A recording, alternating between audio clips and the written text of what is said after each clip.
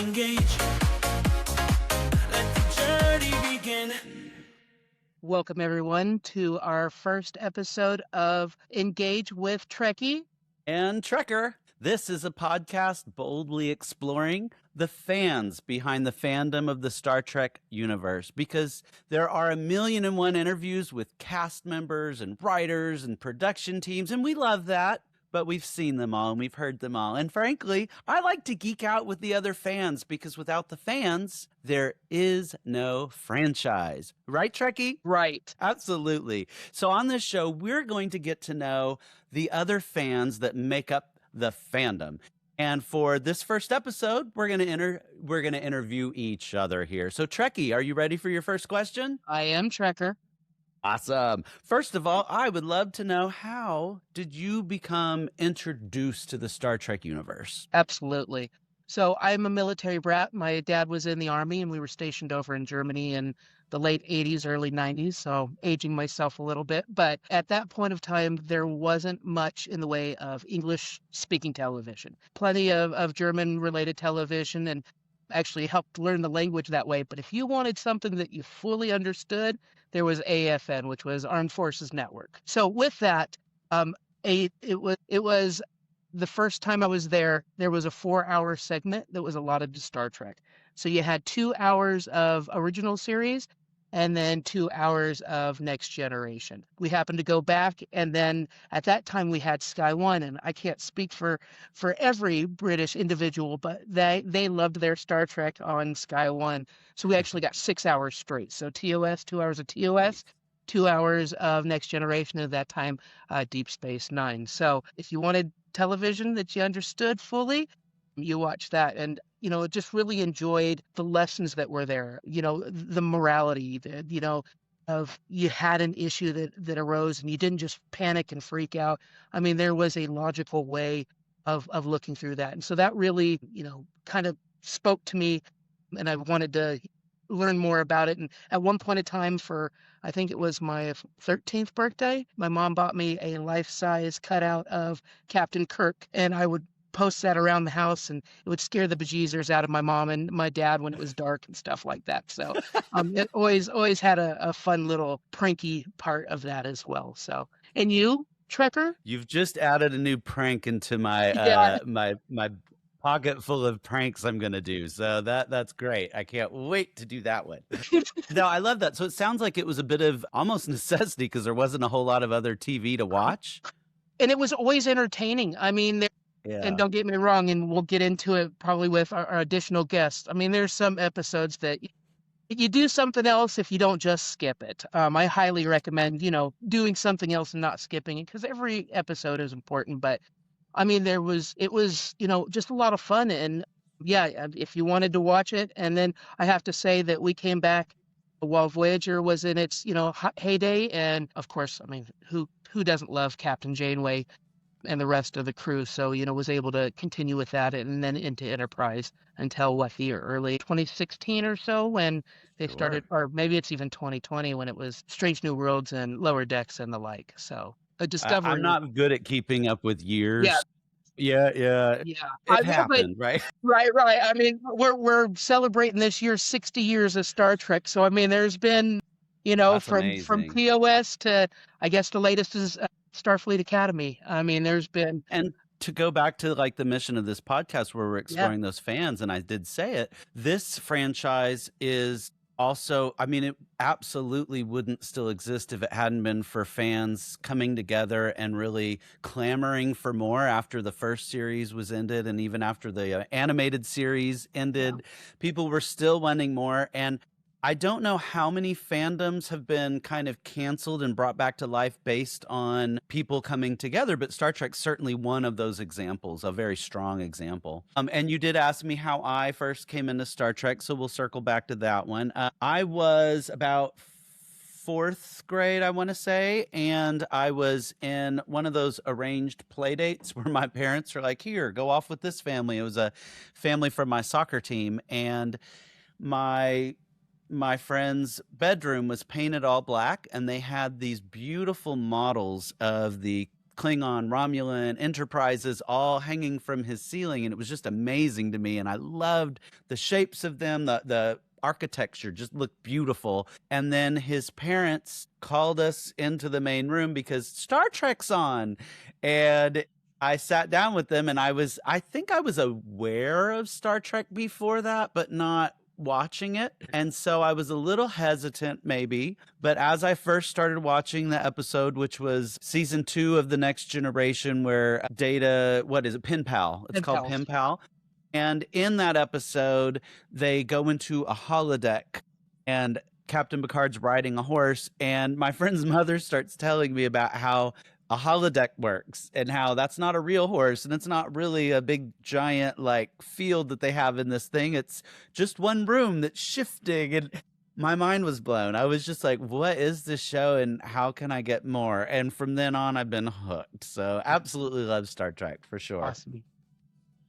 And why I particularly go by Trekker is because in my mind, I've always thought Trekker is for those that kind of were Next Generation fans. I don't know where I picked that up. It was just in my head. That's why. So how come Trekkie is what you prefer? It's what was always, what people were called when people found out that I watched Star Trek. They were like, a Trekkie, and, the joke of, do you live in your mom's basement? That kind of stuff. Do you ever see sunlight? And I mean, that's one of the cool things, and we'll get into it more, but like the cruise is we met so many people. I mean, and you can meet them in conventions, but these are Star Trek cruise she's talking about. Yes, the Star Trek cruise. I apologize.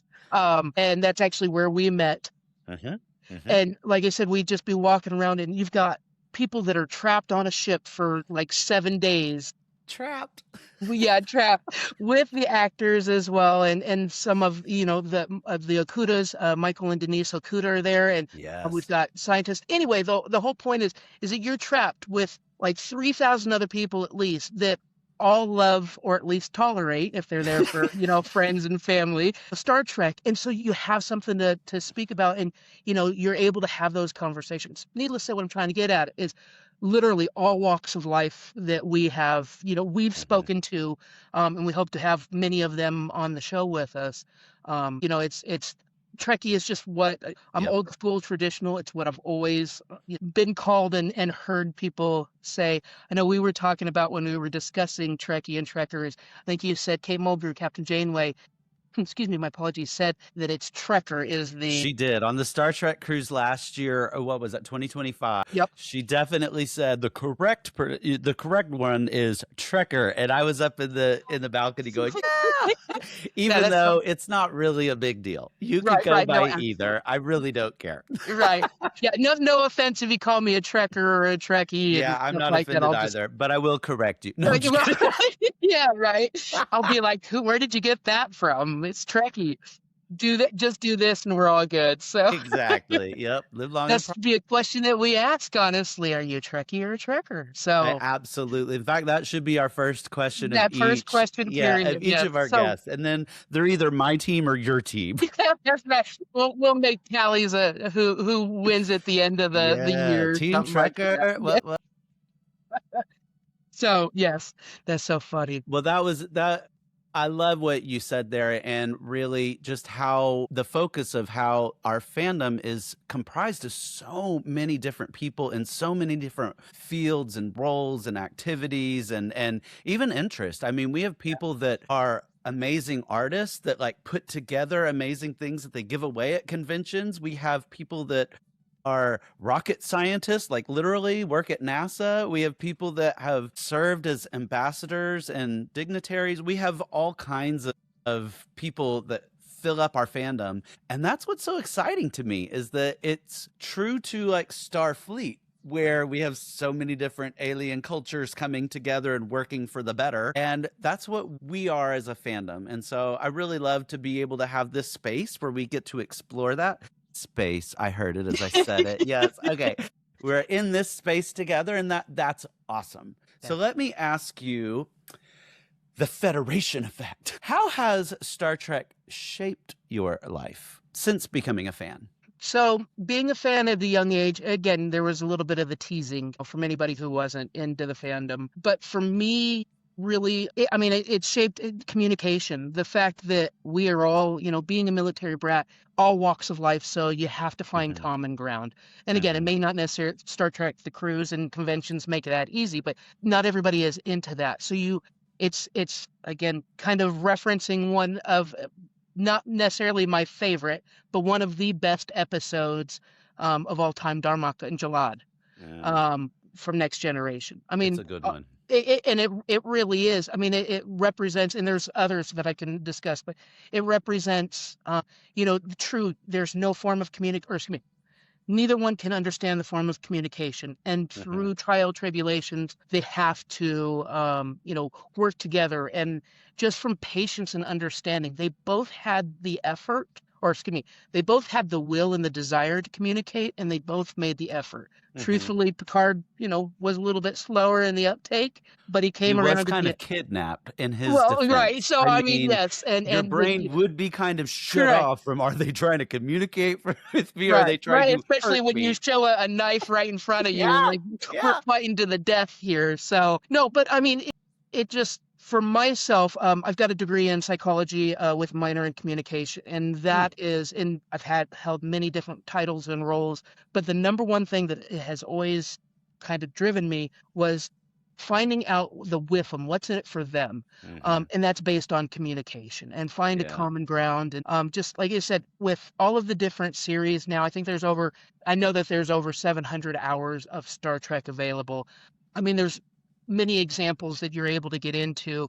If like Darmok and Jalad didn't work for you, there's others that you can do. And again, primarily focusing on, Star Trek, but there's other series and other avenues. So if they're not into television, there's books, there's, different things that you can talk about. But needless to say, for me, is in the back of my mind, I'm always like, if there's miscommunication, or how can I personally change my effectiveness, because I do want to, engage engage with other people and Mhm, understand their viewpoint. So mhm, always in the back of my head, hey, the joke in the family is, what would Picard do? So we think that in the little back of the noodle and say, hey, mhm. how would he potentially do this?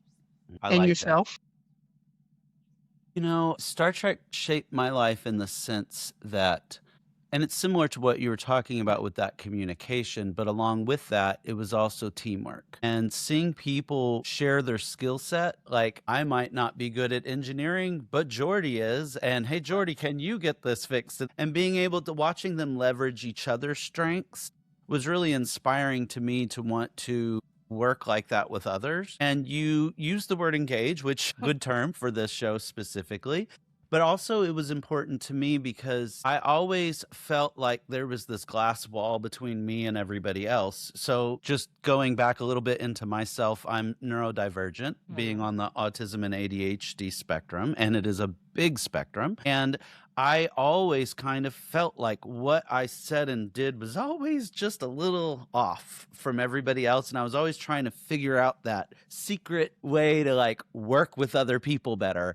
And when I saw everybody on Star Trek just kind of doing that already, and even though they all have their own personality traits, watching them work together anyway. Like Right. Worf, as a child, at least to me, seemed like he was aggressive and maybe a little scary to me as a kid. Mhm. But watching them all work together and then watching him, like it kind of showed me that everybody, no matter where they're at and what they're doing, we have the potential to work together. So I would say that that was one of the biggest ways that shaped my life, is watching that and then wanting that to exist in real life. So even with this podcast, it's a lot of how can we work together to understand each other and move humanity forward a little bit more, I hope. I hope. Right.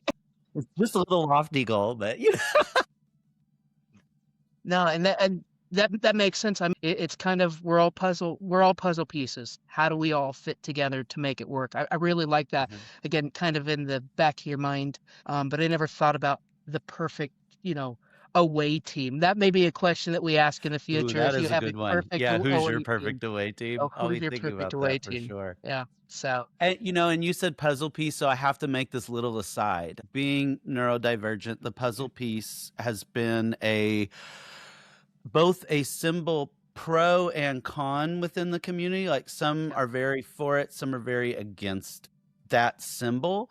And I know that doesn't have anything to do with Federation or Star Trek, but as long as we mention puzzle, I thought we should at least address Sure. that, because for me, I like to think of anything that could be used negatively to take it, reclaim it, and own it. That's just Right. how I resonate with things. And for me, the puzzle piece has always been empowering, because to me, the puzzle isn't complete until all the pieces are there. So just if I ever throw out that symbol, I just hope there's a little grace and space for anybody that is on the opposite side of that argument. They see that they just understand we all are coming at it differently, but that's Right. the way I view that one Well, particular. no, and I'm honestly glad that you said that, because again, we've met on, the Star Trek cruise. We're on our we just did our third one. 5 Mhm. more until we get the cardboard cut out, or excuse me, 2 more rather, up to 5. But from our conversations, and again, I don't want to typecast anybody of the fandom or stereotype, but I have, undiagnosed, but there's definitely little quirks, I would say, that, fit, and having conversations with other fans and other people. I mean, I don't want to diagnose you, yeah, but yeah, girl, no, you're I mean, right. neurodivergent. Yeah, I mean, right. And realistically, and Never do that in real life, y'all. Never yeah, do. right, never. You do But not diagnose again, other people. having Don't do as conversations. I just did. Yeah, but I mean, it's, and that was one of the things I know that somebody was on the cruise this last time, and it was her first time, and I hope that Mhm. we get her on the show as well. Yeah. But she made a reference, and unfortunately, I don't remember exactly what the reference was, but it was nerdy, but it was real life. I mean, and we all laughed because we all understood it. And I remember her under her breath saying, "Man, it's nice to say something and people get it." Mhm. So I mean, again, not that everybody, Star Trek is neurodivergent, but there are a doggone lot of us, I There would were a lot say. of us. Yeah. So I mean, as somebody else said, you can't be so invested to have stuff and to spend money to go to a convention or, cruise, and not, be a little bit obsessed with that. And so, It's like, definitely a hyper focus, and hyper focus. Yeah. for clarity of our audience, we found ourselves within a group of people that were all identifying as neurodivergent. And so we had to me, it's very empowering to be in a group of other people that get it, that understand. We had that for a whole week, and it was really awesome. It was really exciting. And we do look forward to bringing a lot of those voices to the show, because at least within my own worldview, I really like to normalize neurodivergent voices and get them out there, because we're like 20% of the world. It's not something wrong. It's that we are all built differently, and there just happens to be the segment of people that are all built differently, but kind of in the same way. So, Right. but even amongst us, there's a lot of differences, but it's funny how much we understand of each other, and it's like, oh Right. my goodness, you do that too? Yeah. Yeah. Yeah. So Yeah. Okay. can't have said it perfect any better. All right, kind of getting into the fun stuff. Oh, Yeah. not that wasn't fun. That was Star totally Trek. fun. I'm Yeah. having fun. I am as well. So, Trekker, what is your favorite character? Your command crew? It is tough, because Uh-huh. if you ask me on different shows, I might have a different answer, but I'm going to say overall, it has to be Data. It was who I first kind of fell in love with as a character from that first episode, because Data is always trying to do the right thing. Data's always trying to be more human, which Right. I've very much identified with. Not that I have lack of emotion. Sometimes I feel like I have too many emotion, but the way in which Data relates with other people and is constantly trying to update Data's algorithm, so to speak, to engage with people more, learning laughter, learning jokes, learning everything, small talk. Yeah, small talk. But Literally. so Data's definitely been one that I've gravitated to and just really appreciate. So how about yours? Who's your favorite character? So, and I know we've discussed this over many, many moons. I'm still going to have to go with, I'm going to cheat and use 2. They're very similar, Nog and Rom. And for the Nice. simple fact, the Ferengis, when they were first introduced to us, and I think it was the last Outpost. I mean, they were supposed to be the Romulan / Klingon of Next Generation, and unfortunately that goofy. didn't pan out. Yeah. Yeah. So like the big nemesis, so to speak. Mm-hmm. When we first met them in Deep Space Nine, I mean, Nog was getting arrested for doing some hoodlum stuff, and then Yeah. Rom was Quark's brother in the background, just the peon, so to speak, who was doing the menial labor. From there, I mean, we had the first Ferengi in Starfleet. I Yeah. mean, and I will say, being military brat rather, seeing things that have gone on through Nog, we got to experience and work with him PTSD when he was, Yeah. in Vic Fontaine's holodeck Mm-hmm. program for months and stuff. And then also on the same, token of Rom, who again is supposed to be the moron who is the, comedic person for those interactions, so to speak. And I mean, he's sitting there, the one that's creating the mines that go all around the wormhole that stop the Dominion from coming in. I mean, the self-replicating, excuse me, Yes. mine. So, I mean, and then becomes the Grand Nagus Yes. of the better. One of the things that I've got is the Futurist female comic Nice. book, and I got Armin Shimmerman to sign that for me because again, as a female, their Star Trek gave me the possibility that I could literally be anything that I could achieve. And again, some of the folks that we've spoken to are female and are in these high level positions of strategic importance for our nation and for the world, as well as what they do on a daily basis. So I love my Ferengis. Mm-hmm. I didn't necessarily think that I would, but I would have to say Ram and Nog, that they both have their positives. I've got to say, both of them plus Quark Yeah. really, really colored in who Ferengi are in the best possible way. Yeah. Because before that, they were always kind of a joke to me Mm-hmm. from TNG because they were meant to be big and bad, but then they just didn't come off that way. And then seeing all their nuances and the richness of their culture throughout Deep Space Nine, that was really cool character growth and cool culture growth as far as what we got to know. So I appreciate those answers. And next time I answer, I'll come up with 2 as well. I mean, I just can't. It's both, like I said, they both have I mean, I will say there are very few Star Trek characters that don't have some quality, that a person can connect with, Mm-hmm. Mm-hmm. and there's some that are absolutely despised. I mean, in Yeah. my opinion, Kai Wynn and Ugh. I cannot think of her name right now. She was Nurse Ratched as well. She is amazing. The fact that I vehemently dislike her character and make little mumbles every time she's on screen. Again, she played that to perfection. So Louise Fletcher, there you go, is her name. I mean, just even she, had, an impact. It is a true testament to them when they play their characters so well that we despise them. Yes. When it evokes emotions, they're Correct. doing a good job. Absolutely. And it's unfair to them because I think, oh, I don't like them. And like if I saw them in person, I'd probably be like, boo. In my mind. Right? Even like it's hard to separate sometimes, but which to be honest, I'm probably one of the few Star Trek fans that goes to conventions and goes to the Star Trek The Cruise and doesn't stand in line for autographs to do the meet and greets because I personally love the characters so much that it's a little unfair for me to meet the actors, and because it's a little bit of a letdown. Not that sounds awful to say out loud, but and it's not a letdown. It's just now I'm getting to know the person behind the scene or behind the curtain. I love the character they play in front of the curtain, and that's who I want to know. So I try and actually keep a little bit of a distance myself, just because I enjoy the fandom and I don't want to kind of totally see it all as sets and fake. Well, no, because it's real, right? It is.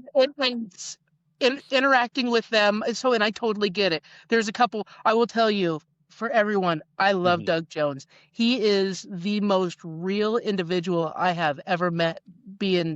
Just watching him interact with his fans, and if you don't get a Doug hug, you're doing yourself a disservice because he gives great hugs. Anyway, but it's absolutely correct that there were some interactions that were observed, and it kind of, I mean, they're human as well. They're human. They are. I mean, absolutely. It can cloud kind of people's perception of them. There was an incident that happened on our first cruise, and I won't go into it, but I took my mom who is not necessarily a Star Trek fan. She has gotten She more into tolerates. she tolerated for her daughter. Yes, absolutely.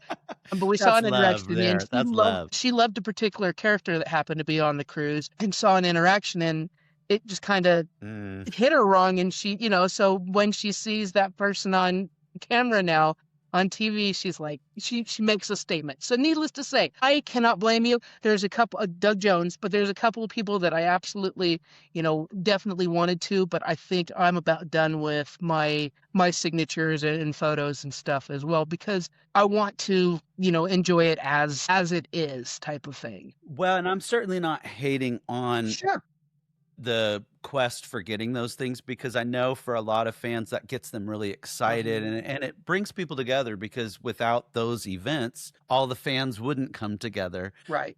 But what I secretly love is when all the fans are together, I'm just connecting with other fans and Yeah. not in line to talk to the Sure. actors, but getting to know the other fans. And that's fun. And earlier you said we're all trapped together when we're on the Star Trek The Cruise.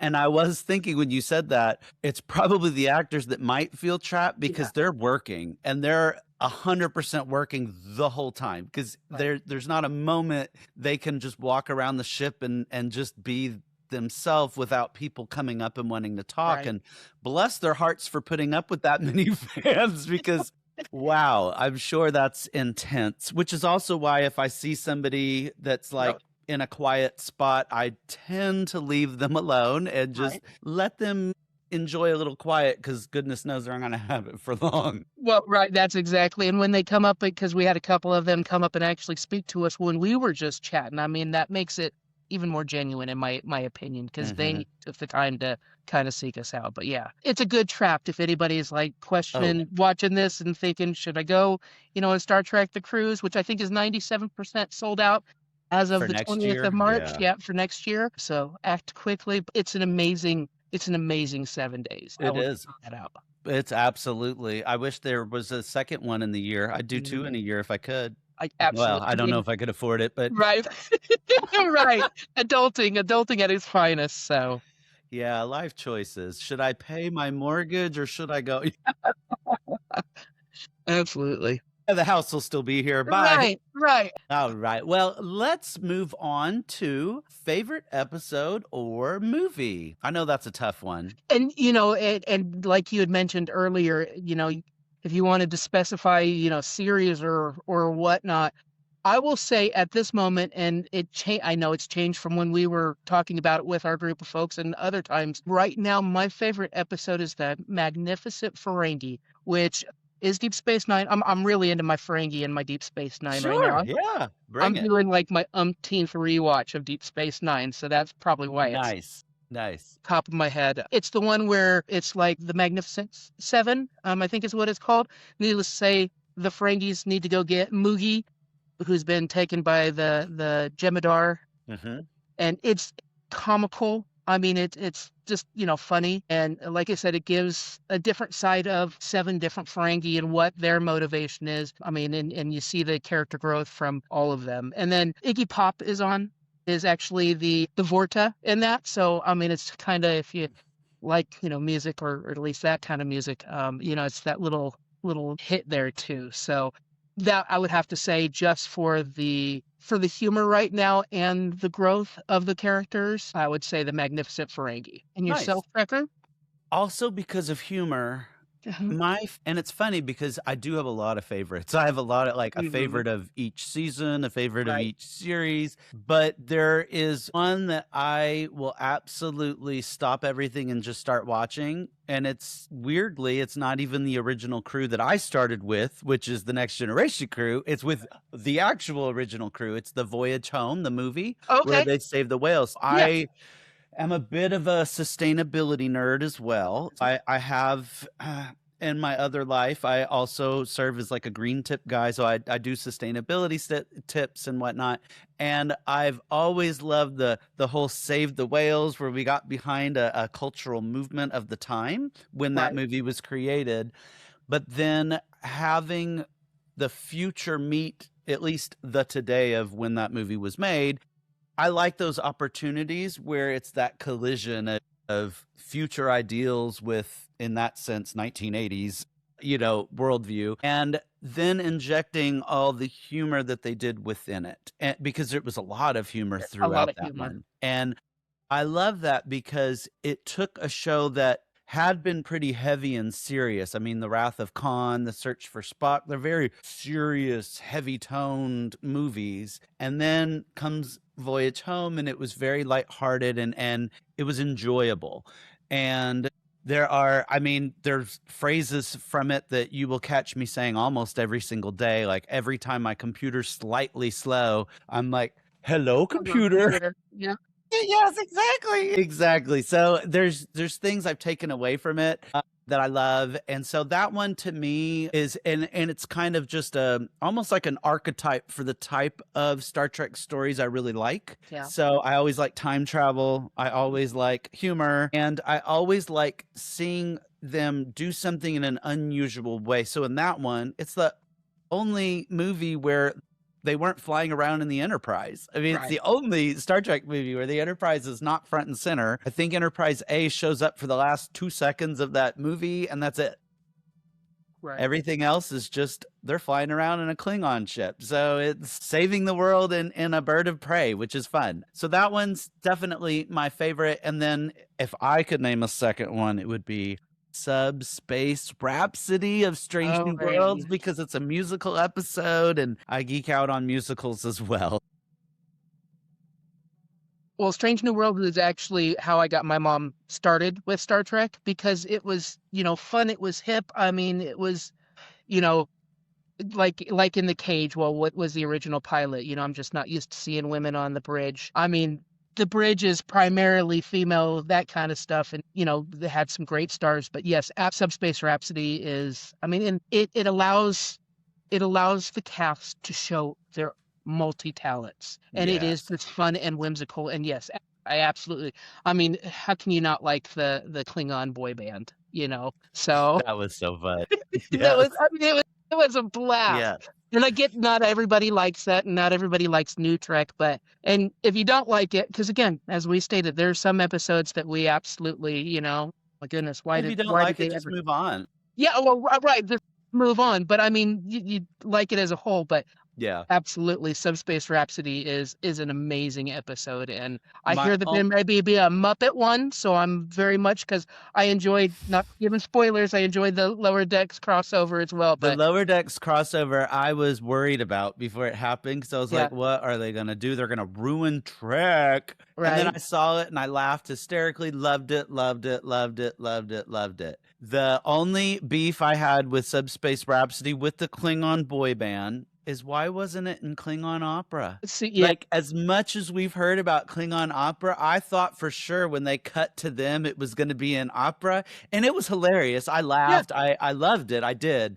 But I did wonder, why wouldn't they have gone with opera, since that's a huge part of their culture? But, but now we know K-pop is as well. So, which is Klingon pop. No, right, Klingon pop. No, that's exactly. It's, and that's why I love having these conversations and look forward to them in the future.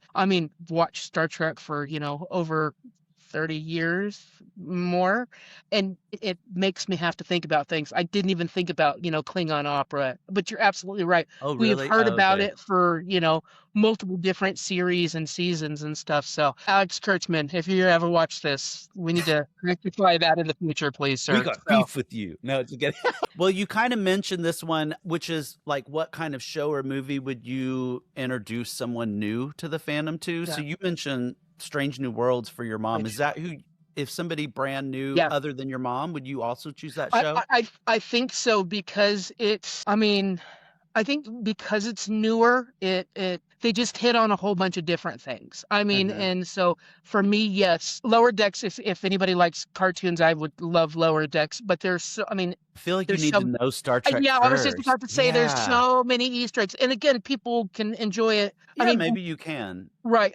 I had a friend who actually did, she came over while I was watching it, and she didn't get all the little hits that came out, and so I got the opportunity to actually explain that. And then she That's fun for around, and I somebody. got to actually show her the episode it was referring to, which was actually the Wadi Come Along Home or Move Along Home from Deep Space Nine. Okay. And I was like, this is where, and she's like, man, that was quite the episode. And I said, that's why I would never have started you on that particular one. But as a Trekkie, I flippin' love that episode. There are definitely, you know, there's pros and cons to all of it. So yeah, I would say out of all of them, Strange New Worlds would be the one that I would introduce people to. And you yourself?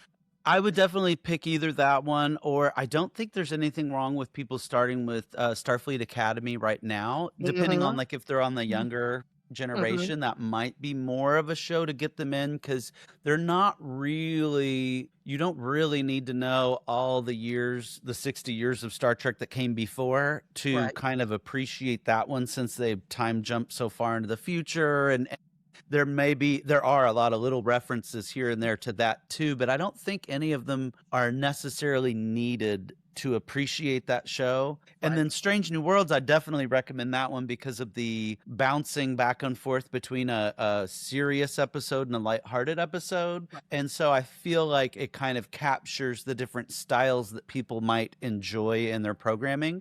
So I would definitely recommend Strange New Worlds. I guess it would also depend on the person, because if I knew it was somebody that was, I don't know, I guess personality wise, I might say, hey, maybe you're more of a Voyager or more of a Prodigy or more of a Discovery, or so there might be nuances to it. But overall, I think I would probably recommend Strange New Worlds first.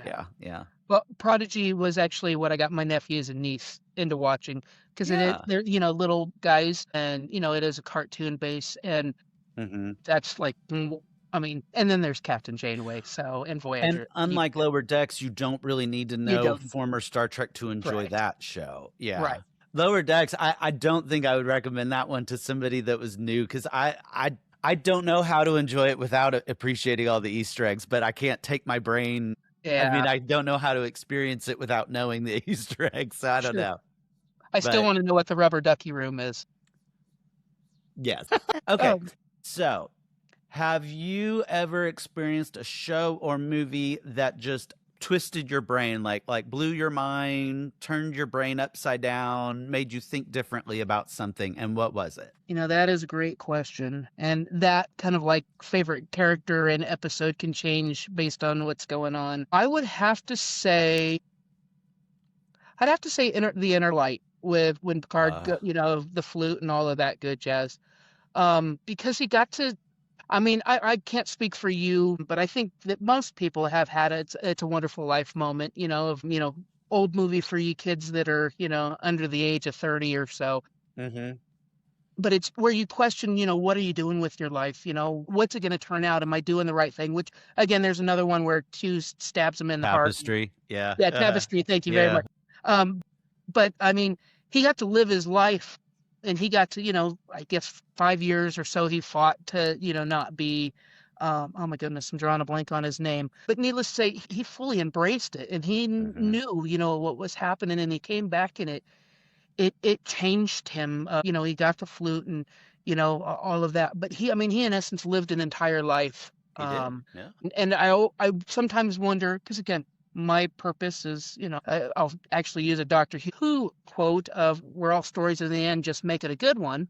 I always want to make sure that my story, what people remember me by, is hopefully positive and, you know, leaves a lasting impression. The jury's out.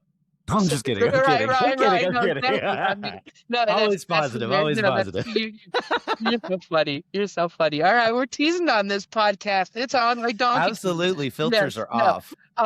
But like I said, he got to live and he came back and he was changed. It kind of getting back to me. It blew my mind of what's that possibility, you know, and so a lot of times I'll think based on my actions of, hey, if I, you know, do this, what could that potential outcome be, and how would I, like, you know, it's kind of wish the life that you want and manifest it.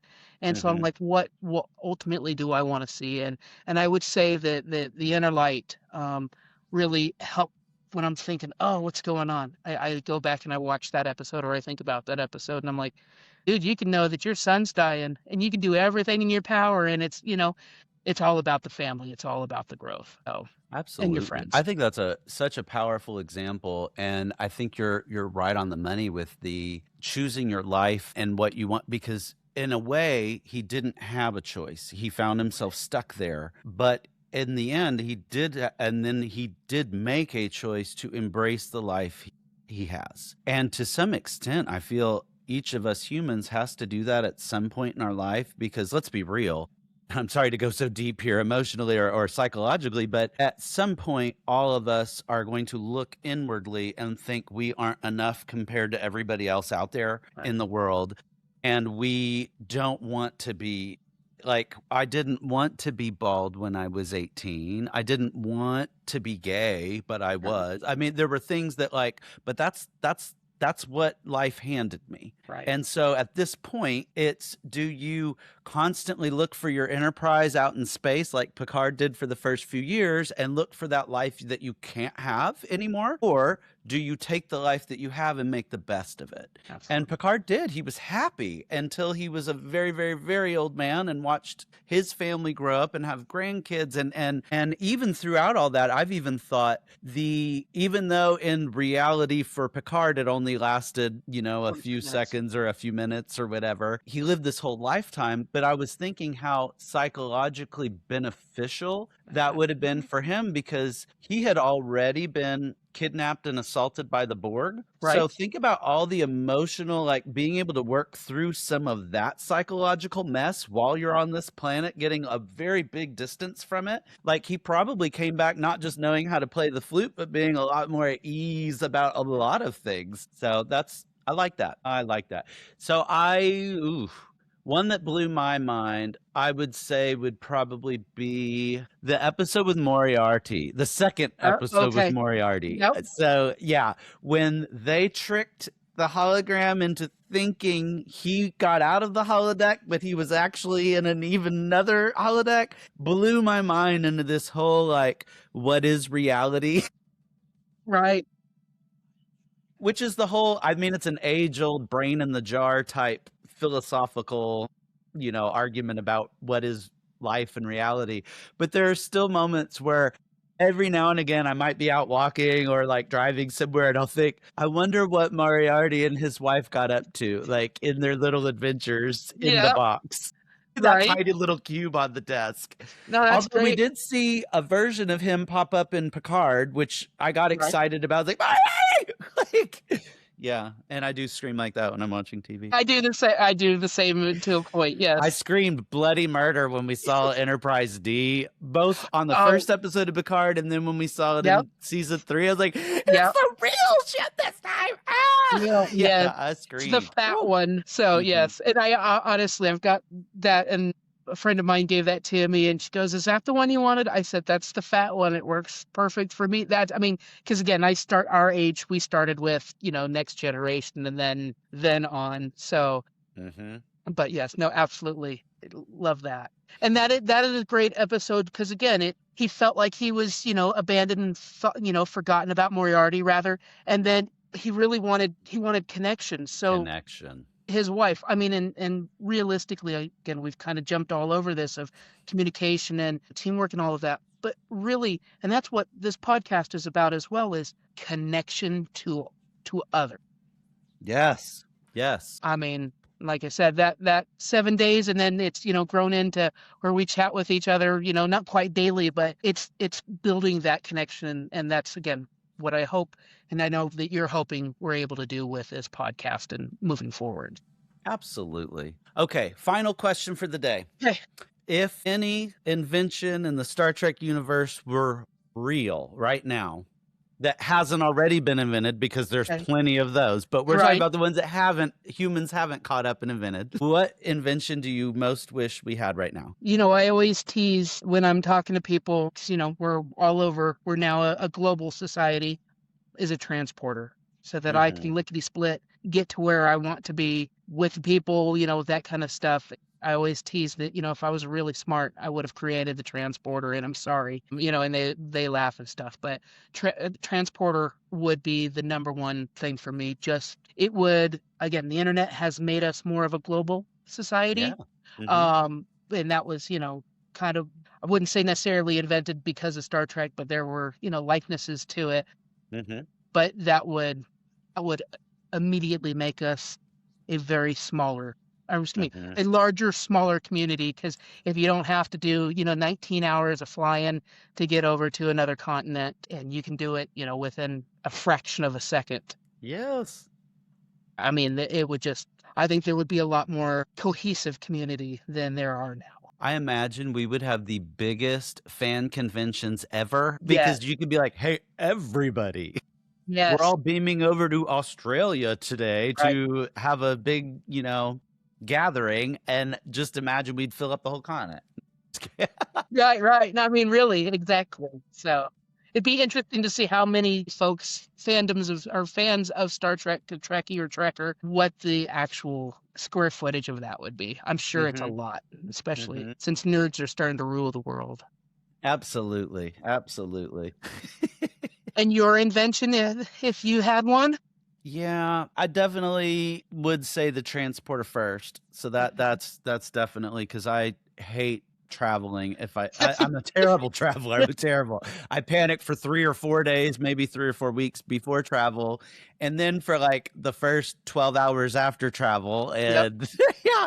So that would be much, much, much better. And then after that one, I would definitely say replicator so that we Okay. could just have the things that we need, both, and I mean both food and stuff, Right. because there are both kinds of replicators in Star Trek. And I don't know if those are based off of like if how different those are, because we've seen the food replicators and they call them food replicators. And Right. then the other replicators, I remember in TNG watching them like look for wedding presents and they Yeah. had different Yep. things, and I was thinking, how cool would that be if you could just kind of look through a database and be like, well, that's exactly the part or the thing that I need right now. And it would also make for storage of stuff good because I would imagine it works in reverse. When I'm no longer needing this coffee cup, I could put it back into the replicator and it could just store it as Matter. energy or mass. Yeah, and then I could get something else out of it. So I'm looking forward to one day, yeah, which again, it's all kind of like the transporter. It's converting matter into energy. And so all of the above with those. Yeah, yeah. Sure. No, I mean, absolutely. There's a lot of things that Gene Roddenberry and the rest of the creators of all of the different, dialects and items that, just fascinating to see what the possibilities are. Absolutely. And speaking of possibilities, we're really, really looking forward to all the possibilities of hearing from different guests coming up. We are going to be hearing from a very wide variety of people, very intentionally. So we are going to look through the fans that we're already connected with, and we're going to start there. And so you're going to be hearing from some of our friends that we've made when we've come together as a Star Trek community. Then hopefully we'll start branching out and be meeting new people and adding to our community through this. And so we invite everyone to come along on this journey with us as we boldly go forward, meeting the fans that make up the fandom. Absolutely. Well said, Jason. And with that, I wish everybody live long and prosper, and we'll see you on the next episode. Peace. Engage. Let the journey begin.